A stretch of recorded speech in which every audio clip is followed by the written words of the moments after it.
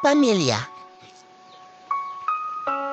Isang salita, may tatlong kataga, pitong lata. Pamilya. Hanggat meron, pahalagahan mo sila. Hanggat nandyan, mahalin mo sila.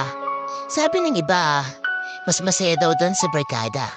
Oo, masaya silang kasama pero pag pamilya, pinubuo ng pagmamahal, disiplina, saya, pagtutulungan at pagkakaisa. Higit sa lahat, hindi sila pansamantala. Kahit hanggang andyan sila, marunong kang magpahalaga. Kasi hindi natin alam kung hanggang kailan. Baka kasi sa isang iglap ikay mawalan.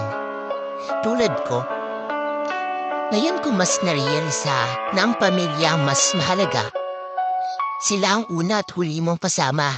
Sila ang sandigan sa maliit man o malaking problema. Kahit mahalin mo sila, sundan sina mama at papa. Maging mabait kay ate at kuya. At tanggapin ang bunso ay cute talaga. Pero, seryoso.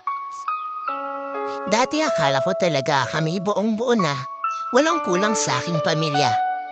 Bawat isa may presensya, kaya nasanay na. Hanggang sa nawala si kuya. Yung mundo ko parang nag-iba. Nawala ang kanyang presensya. Hinahanap-hanap ko siya. Kaya bayo ko lang sana, pahalagain mo yung pamilya.